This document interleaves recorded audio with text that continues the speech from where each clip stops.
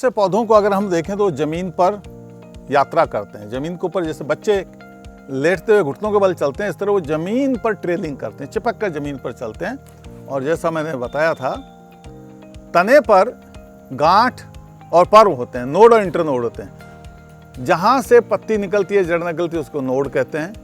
दो नोड के बीच की जगह को इंटरनोड कहते हैं। तो आप देखिए, यहाँ पर जड़ निकली हुई है, ऊपर पत्ती निकली हुई है।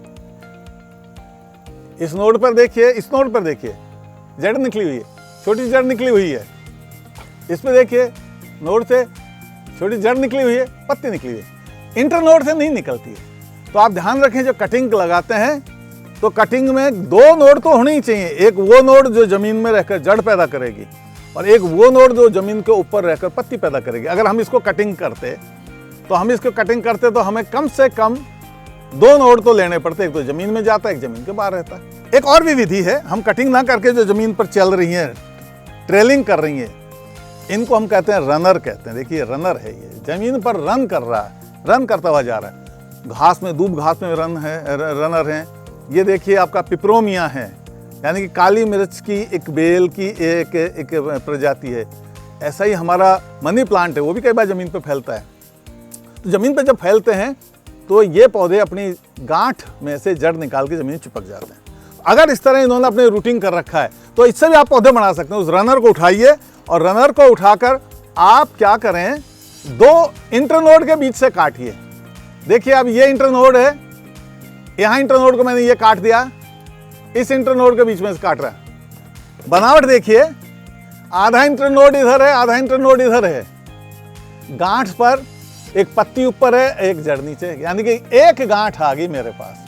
अब इसको हम मुझे लगा देना है, जमीन में इसको लगा देना है। थोड़ा सा पत्ती ऊपर रहे और मिट्टी इतनी चढ़ा दें कि ये मिट्टी में ढक जाए। अब आपका ये नया पौधा बन जाएगा। तो ऐसे ही हम यहाँ, अब अगर हम कटिंग ना लगा कर रनर को यूज कर रहे हैं तो हमें एक गांठ से भी काम चल जाएगा। अब देखिए, इस जड़ से मैंने कई पौधे, ये एक और काट दिया, ये कितने, अब यहां मैं एक गांठ ले रहा हूं, तो ये एक एक पौधा मेरे पास तैयार हो जाएगा। तो इस तरह रनर से भी आप बना, जो अगर आपको लॉन लगानी है तो लॉन में दूब घास के आप इस तरह काट के उनको भी जगह जगह आप उनको लगा सकते हैं, तो आपका दूब घास का मैदान तैयार हो जाता है। कई पौधों में नीचे गांठ होती हैं, ट्यूबर्स होते हैं आपका, और इसमें आप अपना वेजिटेबल गार्डन भी लगाते हैं। आप अदरक है, आपका जमीकंद है, रतालू है, इनके सब ट्यूबर्स को आप लगा दीजिए। दूसरा, कईयों में ट्यूबर ऊपर लगते हैं, जैसे आपका एक डायस्कोरिया होता है, डायस्कोरिया में ऊपर लगता है, जिसको बुलविल कहते हैं। तो उस बुलविल में ऊपर ट्यूबर है, उस ट्यूबर को भी आलू का ट्यूबर जैसा होता है, उसको आप ट्यूबर को बो दीजिए। तो ऐसे बहुत सारे पौधे हैं जिनमें ट्यूबर, ये ट्यूबर है, देखिए ये है आपका प्यूरेरिया ट्यूबरोसा, इसको लोग खाते हैं सब्जी के रूप में। इसके छोटे छोटे ट्यूबर हैं, इसको अगर बोलते हैं तो ये फुटबॉल का इतना बड़ा हो जाता है। ये देखिए, बॉसवेलिया सरेटा सालर का ट्यूबर है। ये देखिए, शतावरी का ट्यूबर है, ये शतावरी के सफेद मूसली, इनके ट्यूबर दिखाई दे रहे हैं। इनके ट्यूबर को भी उगाया जा सकता है। और हम इनके ट्यूबर को उगाने के लिए क्या करें, हम इन ट्यूबर्स को, ये बीज से हमने बो दिया पौधों को मदर बेड में, एक साल पड़ा रहने दीजिए, तो ट्यूबर बन जाते हैं। अगली वर्षा में आप इनको खोद कर ट्यूबर से कहीं भी लगा दिए। इनको थैली में लगाने की जरूरत नहीं, गमले में लगाने की जरूरत नहीं, खोद कर नंगी जड़ों से इनका बंडल बांध के गीले कपड़े में लपेट के ले जाइए। जहां आपको लगाना है वहां ले जाइए, जहां किसी को और लगाना हो तो वहां ले जा सकते। इससे क्या, ट्रांसपोर्टेशन सस्ता हो गया।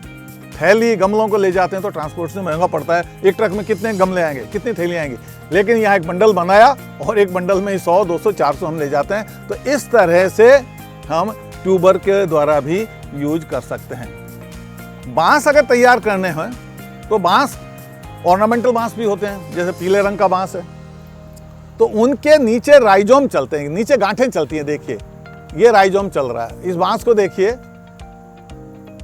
ये बांस का राइजोम है, इसने यहाँ यू बनाया, ये चल रहा है। इस यू ने फिर एक और यू बनाया और ये यू ऊपर फिर निकल जाता है, इससे फिर एक नया यू बन रहा है। देखिए, ये अभी जुड़ा हुआ है और अभी यहाँ तक आ गया, अब ये वापस ऊपर मुड़ता, ये पत्तों के रूप में बाहर निकल जाएगा। तो यू के साथ बहुत सारे, ढेर सारे यू यू यू जुड़े रहते हैं, यानी कि ये मदर राइजोम, फिर daughter rhizome, granddaughter rhizome, granddaughter rhizome इस तरह निकलते हैं। अब इनसे अगर आपको एक बीज से तैयार हुआ है, अब इनसे पौधे तैयार करने तो आप क्या करेंगे, यू के निचले सिरे से जहां से नया यू जुड़ा हुआ है उसको काट दीजिए। ये यू मैंने सेपरेट कर लिया है, ये अपना आप में, ये यू भी एक दूसरे यू से जुड़ा हुआ है, मैं उसको भी अब सेपरेट कर रहा हूं। देखिए, ये एक यू का पौधा, ये दूसरे यू का पौधा, और एक ये यू। आप चाहें तो इसकी शुरुआत में इसकी जड़ों को भी आप काट लें। बांस के राइजोम को आप जड़ों को काट लीजिए और ऊपर से आप इसके राइजोम को ये काट दीजिए। इसको ये राइजोम तैयार हो गया। इसी तरह आप देखिए, ये जो है ये यू, इसके साथ देखिए ये राइजोम बन रहे हैं, अभी घूम के यू बन जाएंगे। अभी सीधे चल रहे हैं, अभी टाइम नहीं है, थोड़ा टाइम दे देंगे तो ये सारे घूम के यू बनेंगे। तो अभी जो यू नहीं बने उनको मत काटिए, उनको लगे रहने दीजिए। जड़ को काटिए, राइजोम को नहीं काटना। अब देखिए यहां 2 यू बन चुके हैं।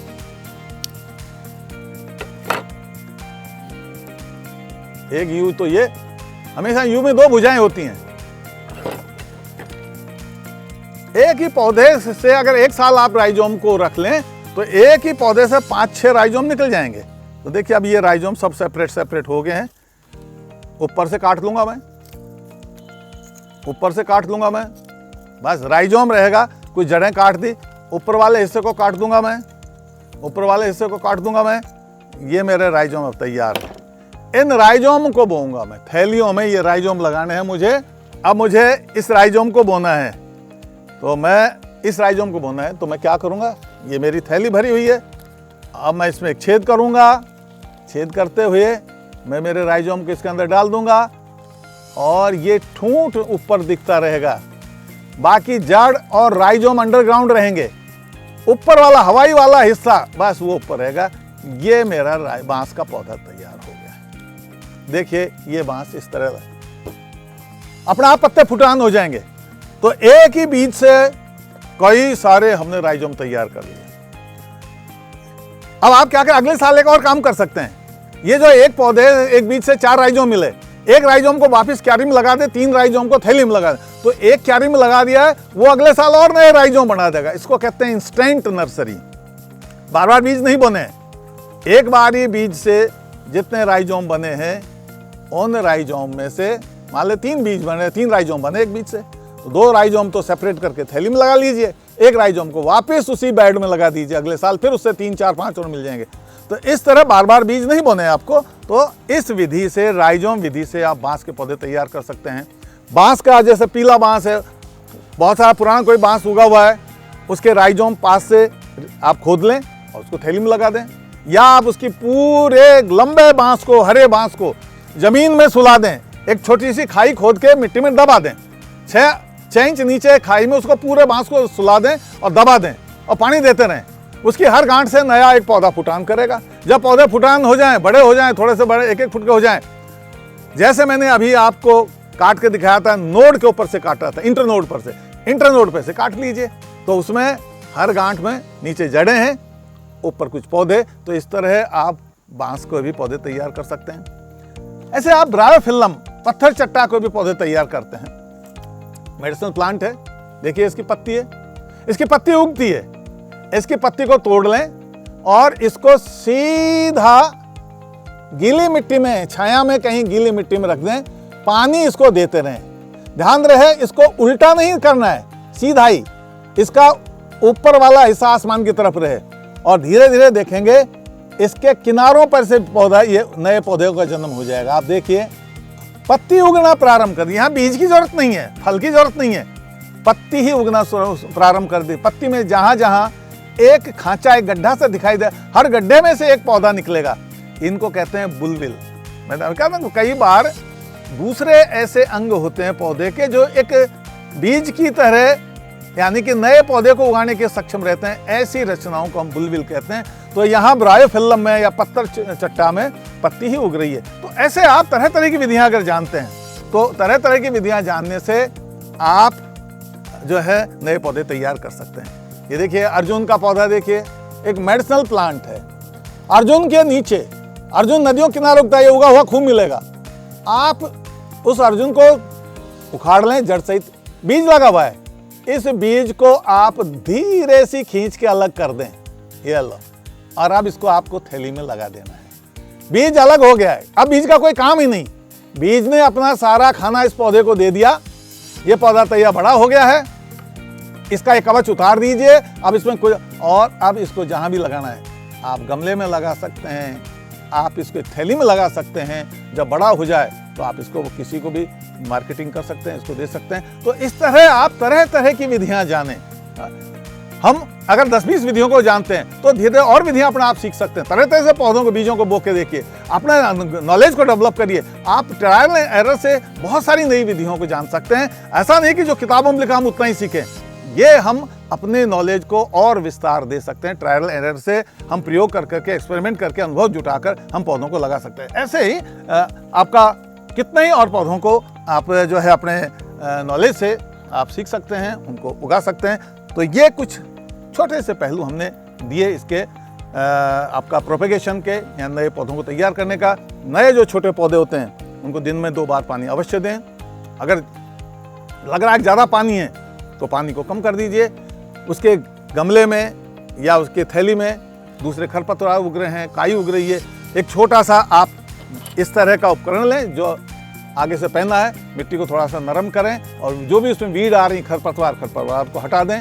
मिट्टी को थोड़ा नरम करेंगे तो उसमें हवा अंदर तक जाएगी, उसकी जड़ों को सांस लेने के लिए एक उपलब्धता रहेगी हवा, तो ऑक्सीजन ज़्यादा मिलेगी, पौधा बेटर ग्रोथ करेगा। तो इस तरह से आपको समय समय पर वीडिंग करना है, यानी खरपतवार हटाना है, समय समय होइंग यानी कि गुड़ाई करनी है, यानी कि मिट्टी को नरम करना है, ताकि ज़्यादा से ज़्यादा हवा उसके रूट सिस्टम, उसके जड़ों तक हवा पहुँचे। इससे सांस लेगा पौधा और पौधा ज़्यादा बेटर ग्रोथ करेगा। पौधों को, छोटे पौधों को समय समय पर देखते रहें। अगर उनमें कुछ कीड़े लगे हुए हैं तो आप दवा का उसका उपयोग करें। हम एक पैथोलॉजी का एक अलग से यूनिट होगी, उसमें हम दवाओं पे बात करेंगे ताकि कोई भी इंसेक्ट उस पर अटैक नहीं करे। इस समय जब पौधे बेबी स्थिति में हैं, लंगूर बंदरों का ध्यान रखें, वो पौधों को खा जाते हैं। कोई ग्रेजिंग कैटल नहीं होना चाहिए, वो भी कई बार खा जाते हैं। घर में मुर्गे मोर आके वो भी खरोंच के पौधों को नष्ट करते हैं। तो जितने भी ये पौधों को नुकसान करने वाले कारक हैं, उन सब से सुरक्षा का आपको ध्यान रखना है, ताकि बेबी प्लांट को नुकसान नहीं हो। और अगर बहुत ज़्यादा सर्दी का मौसम हो रहा है, सर्दी में पाला पड़ता है कहीं, तो रात के समय थोड़ी सी घास जला दें 10 बजे के आसपास। तो जो धुआं होगी, धुआं की वजह से थोड़ा टेम्परेचर बढ़ेगा और पौधों को पाला का नुकसान नहीं होगा। जिस दिन सर्दी पड़ने की संभावना उस दिन टीवी अखबार के संपर्क में रहें। ऐसा लग रहा है कि आज पाला पड़ेगा, तो पौधों की रात को, शाम को सिंचाई कर दें, इससे पाले का असर कम होता है। और अगर बहुत ज़्यादा धूप पड़ रही है तो आप हरे रंग की नेट लगा दें। आपने अभी ग्रीन रंग का एक नेट देखा, उस हरे रंग की नेट का फायदा यही है कि उसमें पौधों को एक तो धूप से बचाया जा सकता है, पौधों के थोड़ा नमी ज़्यादा दी जा सकती है, इससे पौधे बढ़िया ग्रोथ करते हैं। और अगर पौधे कटिंग आपको लगानी है और ज़्यादा ढंग से वो कटिंग फुटान करें, तो एक प्लास्टिक का एक आप नीचे आधे चांद जैसे लोहे के पाइप लेके मोड़ लेके ज़मीन पर रख लें, या बांस रख लें, लो कॉस्ट भी बना सकते हैं। उस पर सफ़ेद रंग का एक प्लास्टिक ढक दें, उस प्लास्टिक को बिल्कुल ज़मीन से टच रखें, और उसके अंदर कुछ फव्वारे रहने चाहिए। 1-2 फाउंटेन लगा लें, ताकि फाउंटेन जब उसमें चलेगा, या मिस्टर लगा लें जो बारीक बारीक बूंदों को जो हवा में डालेगा, तो अंदर ह्यूमिडिटी बढ़ जाती है, नमी बढ़ जाती है। तो एक ग्लास हाउस, जो पॉली हाउस है, प्लास्टिक ढकने से जो बनाया जाता है, उस पॉली हाउस में अंदर हवा में नमी ज़्यादा रहती है। तो नमी जब ज़्यादा रहती है तो पौधा डिहाइड्रेट कम होता है। अगर पौधे की जड़ें काम नहीं कर रही हैं, कटिंग जब हम लगाते हैं तो कटिंग में जड़ होती नहीं है, तो ऐसी स्थिति में कटिंग सूखती नहीं है, डिहाइड्रेट नहीं होती है। तो जो भी आप कटिंग लगा रहे हैं, अगर पॉली हाउस में लगाते हैं तो आपकी कटिंग ज़्यादा सफल होती है। और कटिंग से एक बार जब पौधा थोड़ा सा फुटान कर गया है, तो उसको नेट हाउस में लगा दें। यानी कि आपका पॉली हाउस एक तरह का इंटेंसिव केयर यूनिट है, जबकि ग्रीन नेट आपका वार्ड है, जनरल वार्ड है। तो जब पौधे ने जड़ पकड़ ली है, फुटान हो गया है, तो पॉली हाउस से हटा के ग्रीन नेट में लगा दें। और जब ग्रीन नेट में जम गया तो बिल्कुल बाहर उसको खुली धूप में ले आए, यानी कि अब उसको छुट्टी दे दें, अब हॉस्पिटल से उसको छुट्टी दे दें। तो इस तरह 3 क्रम हैं ये पौधों को, इसको कहते हैं एक्लेमेटाइजेशन प्रोसेस, यानी कि पौधे को नाजुक स्थिति से कठोर स्थिति की तरफ उसको तैयार करना। तो एक्लिमेटाइजेशन पौधों का हम करते हैं, तो ऐसे पौधे कठिन परिस्थितियों में यानी कम पानी और ज़्यादा धूप में भी फिर बाद में जिंदे रहते हैं।